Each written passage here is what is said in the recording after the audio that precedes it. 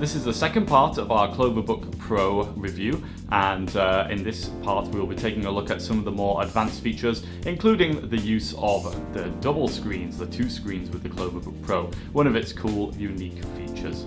So do make sure to watch the first part if you haven't already. And with that being said, let's get started.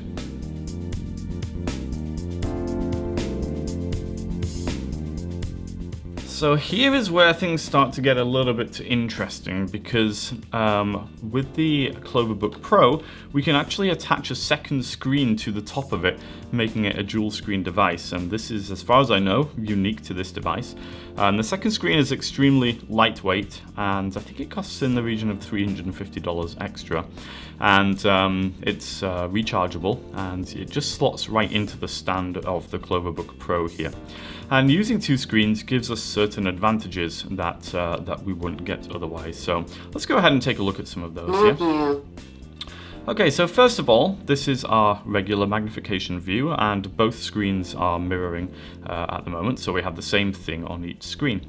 However, with the two screens, one thing that we can do is going to a find mode micrograph on the bottom screen here. Let me turn down the volume here a touch. And so with the find mode, we have on the bottom screen an overview of the page, so we're a zoomed out view. And on the top screen, we have a magnified view. And on the bottom screen, we have an orange box, and anything inside that box is what's being displayed on the top screen here. So it's like using the find feature of a CCTV, except that we have two screens, so we can use the find feature and the magnified view at the same time. If I use my magnification dial, the box on the screen at the bottom will get smaller because we're fitting less text on there because we're zoomed in on the top screen. And so we can just move whatever area of text we want to read inside the orange box there, and it's going to show up magnified on the top screen.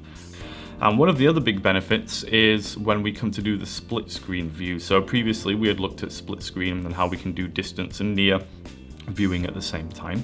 But the problem with that is that there's limited screen space, and so when you do split screen, you only have a little bit of screen for near and a little bit for distance.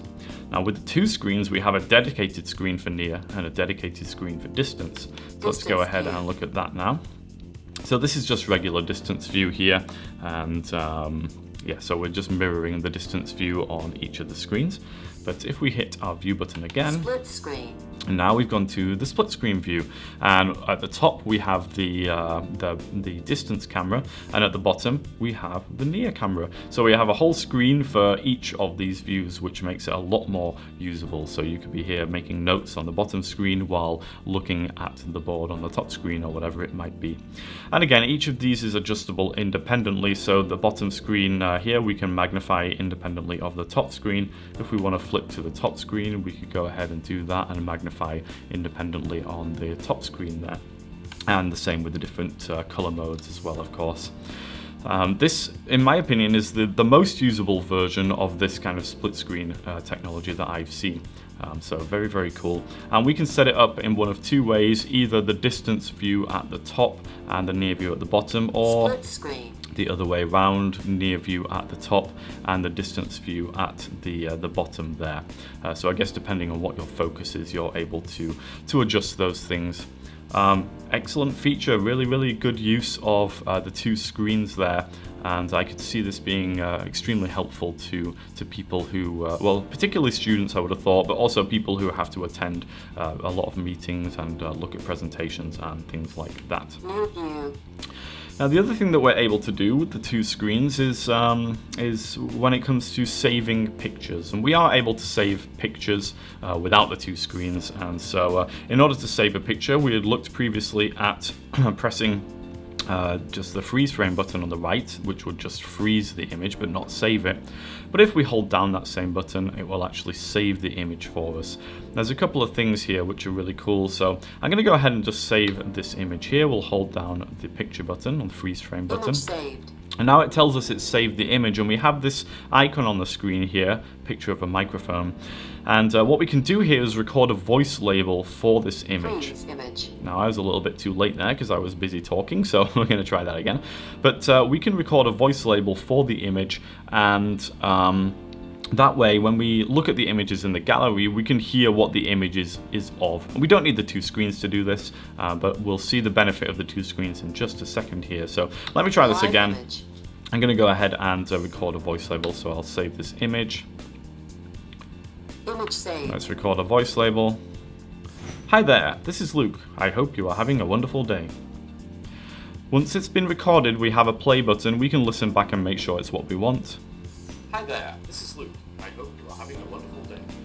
And the idea is to obviously get a voice label which makes sense with the picture. Again, this could be really useful in lectures because you could take a picture of the board and then record a voice label that reflects what was being talked about at the time, and hopefully that would make the picture more meaningful there. Once we have saved our images, then we can go into the gallery and we can check those images out. So to get into the gallery, we can go ahead and hold down the home button. And here we will be in a screen where we're able to switch between the magnifier and text-to-speech mode.